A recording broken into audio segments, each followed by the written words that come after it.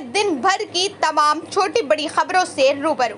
गुजरात दंगों से जुड़ा बिल्किस बानो मामला अब सुप्रीम कोर्ट पहुंच गया है। 11 दोषियों की रिहाई के खिलाफ सुप्रीम कोर्ट में याचिका दाखिल कर जल्द सुनवाई की मांग की गई है। ये याचिका सुभाषिनी अली, रेवती लाल और रूपरेखा वर्मा ने दाखिल की है। सीजेआई ने कहा कि वो इस मामले को देखेंगे। वरिष्ठ वकील कपिल सिब्बल और वकील अपर्णा भट्ट ने जल्द सुनवाई की मांग की गई है। सिब्बल ने कहा कि मामले की बुधवार को ही सुनवाई हो।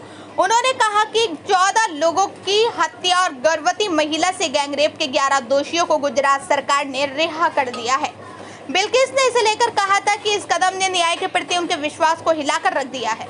उन्होंने कहा, 2 दिन पहले 15 अगस्त सन 2022 को पिछले 20 साल का दर्द फिर से उभर आया, जब मैंने सुना कि जिन 11 दोषियों ने मेरे परिवार और मेरी जिंदगी को तबाह किया था और मेरी 3 साल की बेटी को मुझसे छीना था, आजाद हो गए हैं।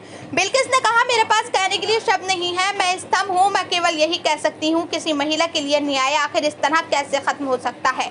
उन्होंने कहा, इन दोषियों की रिहाई ने मेरे जीवन की शांति छीन ली है और न्याय के प्रति मेरे विश्वास को हिला डाला है। मेरा गम और डगमगाता भरोसा केवल मेरे लिए ही नहीं बल्कि हर उस महिला के लिए है जो अदालतों में न्याय के लिए संघर्ष कर रही है। इतना बड़ा और अन्यायपूर्ण फैसला लेने से पहले किसी ने भी मेरी सुरक्षा और भले के बारे में नहीं सोचा। मैं गुजरात सरकार से अपील करती हूं कि फैसले को वापस ले, बिना किसी भय और शांति से मेरे जीने का अधिकार वापस दे। उन्होंने कहा कि सरकार के इस फैसले को सुनकर उन्हें लकवा सा मार गया है। उन्होंने कहा, मेरे पास शब्द नहीं है, मैं अभी भी होश में नहीं हूँ। दोषियों की रिहाई से मेरी शांति भंग हो गई है और न्याय पर से मेरा भरोसा उठ गया है। 25 फरवरी सन 2022 को साबरमती एक्सप्रेस के डिब्बे में आग लगने के बाद हुई हिंसा के बाद 59 कार सेवकों की मौत हो गई थी। उस समय 5 महीने की गर्भवती बिल्किस बानो अपनी बच्ची और 15 अन्य लोगों के साथ गांव से भाग गई थी। साल सन 2002 तारीख 3 मार्च, ये वो दिन था जो बिल्किस बानो और उसके परिवार के लिए वो मंजर लेकर आया जो वो सपने में भी नहीं सोच सकती थी। गुजरात के गोत्रा कांड के बाद बौखलाई भीड़ बिल्किस के घर में घुस आई और उसके परिवार के 7 सदस्यों की हत्या कर दी। ये दंगाई यहीं नहीं रुके।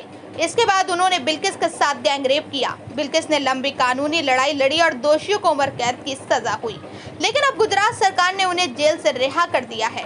कोर्ट ने सुनाई थी आजीवन कारावास की सजा। 21 जनवरी सन 2008 को मुंबई में एक विशेष केंद्रीय जांच ब्यूरो सीबीआई अदालत ने बिल्किस के बानो के परिवार के 7 सदस्यों की सामूहिक बलात्कार और हत्या के आरोप में 11 आरोपियों को आजीवन कारावास की सजा सुनाई।